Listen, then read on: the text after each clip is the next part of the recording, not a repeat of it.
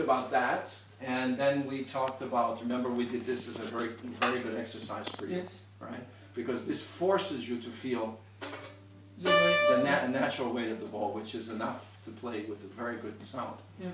And There was yeah, and oh, then for you especially, because especially you told me you have pain here, right? yeah, yeah. So what you want to avoid is any kind of a bow hold, which will make this. So the obvious thing is to adopt the thumb hold, which is not here, Yes. but rotate it here, because then when you get here, you won't have any stress. Yes. See? And then to let this on. And then another thing was to I would say for now, for most of the time when you play, you should allow yourself to feel the weight of the bow here.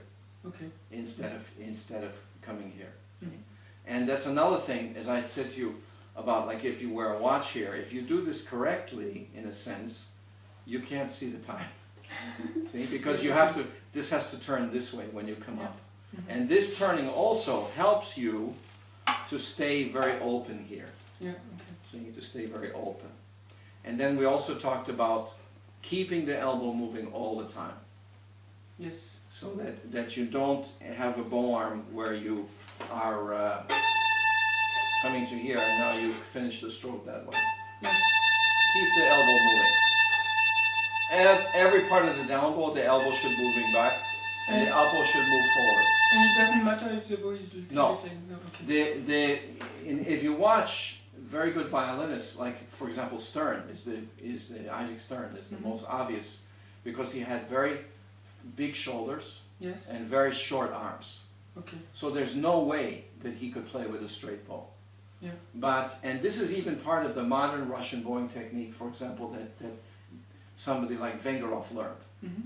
What Rapin and Vengerov would learn is that the bow should be parallel to the bridge only from here.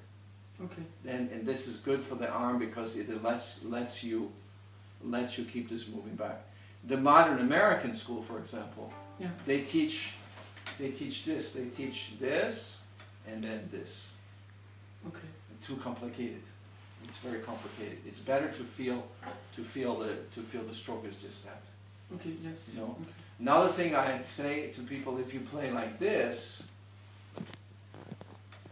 imagine that you're standing outside of a circle. Yes. You're making okay. a circle this way. But if you play like this, now you're standing inside of a circle.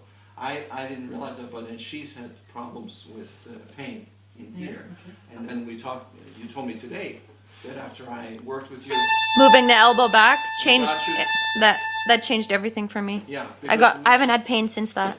Really? Yeah. Yeah, It'll be the same for you, I'm sure. Because I had it in my wrists and my arms. You had and a a lot. Yeah. Yeah. Totally changed it. Took all the tension off. Because I was always like moving like this, right? Okay. And so I got so bad here. Always doing this, going down. And now I just go this what way. Happens, One piece. What happens, for example, the body is very, very intelligent, right? And so when you make a motion a certain way, which is unnatural, very often for a while it will be painful, and then the pain will go away. Yeah. And then suddenly, after a year or so, now you have a shoulder pain, and now the pain will go away. And then after another year, you have a neck pain and a back pain, because the body is making adjustment. Yeah. To compensate. The body says, "Oh, you want to do this? Okay, I fix it for you," right? But then it does something unnatural here, and so finally it comes to the point. That's why sometimes it finally comes to the point a person is 45 years old or something, and suddenly they can't play anymore because everything just tenses up. Hi. Ok. Oui, oui, d'accord. Ouais. Ok, bonne soirée. Tu lui dis de me dire quand il part. Mais en fait, je crois que tu peux laisser ouvert là, cette porte.